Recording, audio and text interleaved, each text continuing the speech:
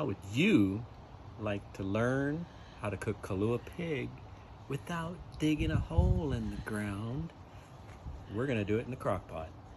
Okay, good morning everybody. Good morning everybody. Today we are making Kalua pig or Kalua pork. And we have how big is that? 7 pounds, 8 pounds? 9.5. Dang. Okay, so we have a pork butt and it's about 9.5 pounds. So we are gonna put it in the slow cooker on high, and it's probably gonna be about, I don't know, 8 or 9 hours, I think. So we are putting it in early. So the first thing we're going to do is we're going to salt it. You can use any kind of salt. It's preferable to use like a coarse salt. It's a lot of meat, and so it's going to have to really get through and flavor all of that. You can also salt it after as well when we shred it. So you're going to just salt both sides, and we're also going to put some liquid smoke in there also. Why would we put liquid smoke on it when you're cooking Kalua pig? That was a little trick question. It's normally this is cooked in what we call an imu, which is an underground oven. Well, not underground oven. It's a hole that we heat up rocks, and we place this inside afterwards. Let me get my hands there. And it is cooked that way traditionally. But since we don't have a hole, I mean, I guess we could or hot rock, make one outside, but the crock pot is much easier. Yes, much easier. Very similar flavor. Not exact, but very similar. Yeah, so you're just going to coat the whole thing, both sides. And you can poke it with a fork if you want to. Oh, when I want to.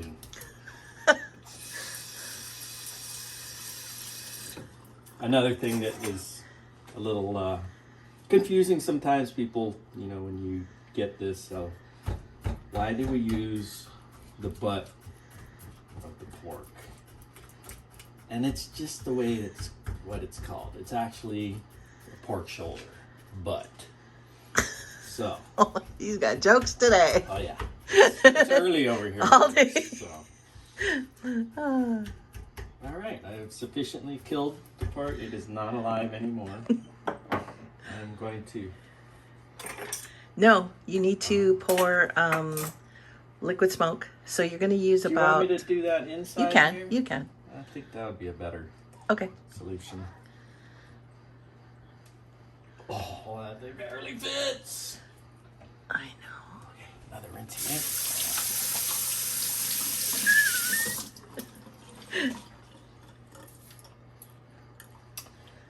And let's see, 2 tablespoons, is that what I'm hearing? Yeah. So normally I do kind of one on the top and then I flip it over. I mean, it doesn't really matter because it's going to go to the bottom anyway, but that's normally how I do it.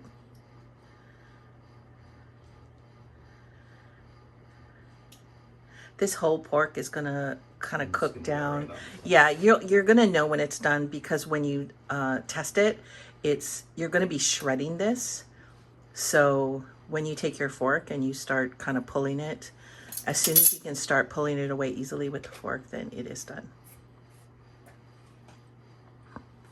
Okay. We will cover. And we have it on high, and we'll check back in I think about halfway through. I normally come back and kind of flip it over. So we will be back in about 3 hours.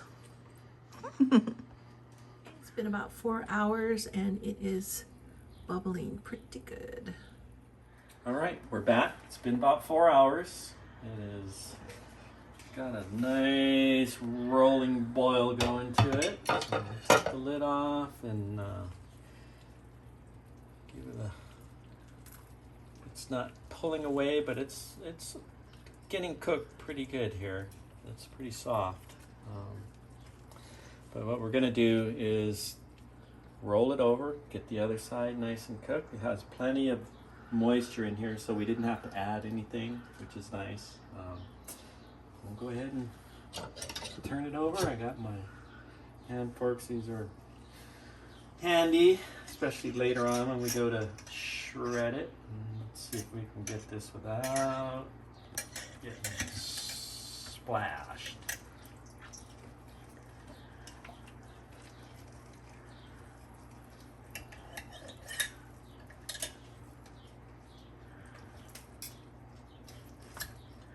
You can see where it's pulling away from the bone there.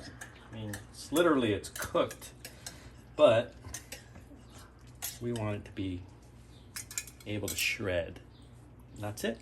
We'll cover it up and check back in a couple hours. Right, well, it's been about 7 hours. Still got a good ball going. You can see the bones still out. We're just gonna probe. Oh, I'm gonna say that if it can't even hold up the fork, then yeah, it's ready.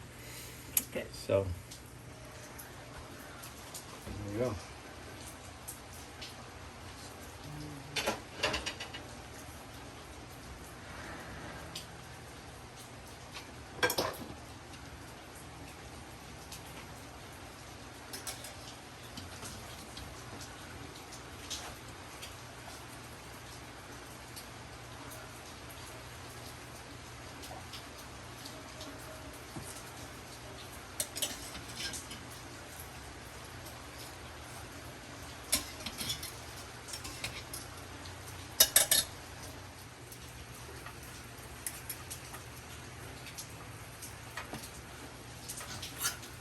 We are shredding our pork here that we pulled out.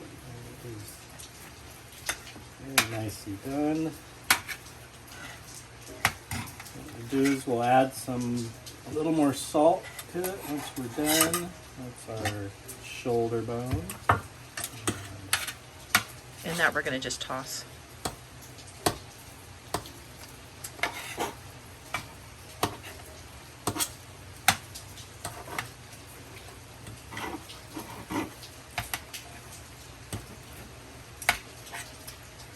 You could also probably use this type of cooking method if you want to do pulled pork.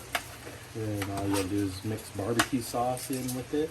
Yeah, I think you can use this one if you want to make a sandwich, right? Just put some barbecue sauce on it. What we like to do is also buy the Hawaiian sweet roll buns and make little sliders out of it. Yeah.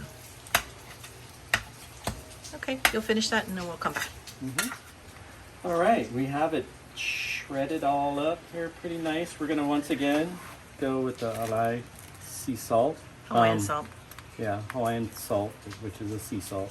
For those of you wondering why there's blue tape on here, there's a little tear in the bag and it was getting out all over the place, so keep from leaking everywhere. And so the Kalua pig's been shredded. It's been shredded, and we're just gonna sprinkle some. Now this salt really isn't as salty as like table salt, so you can be pretty generous with it. But if they're using regular coarse sea salt, that's fine. That'll do the same thing. just taste it. And that's about it. We'll mix this up, and we're in business. So it was about a 9.5 pound Pork shoulder. Pork no. shoulder. Was it pork shoulder? Yep. Yeah, pork shoulder. Pork shoulder butt. So this is a pretty good amount of meat here. That's enough to do a family gathering. And you would just serve it just like that. Just like this. Yep. You can do other things to it. You can just eat it straight like this. You can put it in a sandwich, like we said, with the Hawaiian roll. We're also going to be cutting up shredded cabbage, and you just put it in a frying pan with the cabbage, and you make kalua pig and cabbage. And that's it, folks. Enjoy. There you go. All right, folks, it's the next day. We're gonna make some Kalua pig and cabbage. So we're reheating the Kalua pig on the cast iron. I'm gonna cut up some of this and get ready to throw in the frying pan.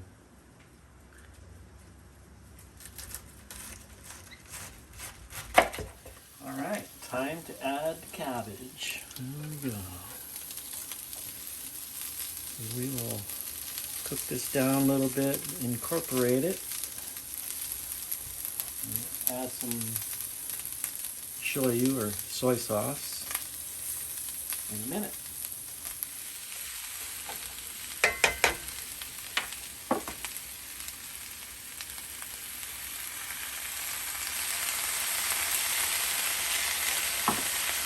Mix this in good.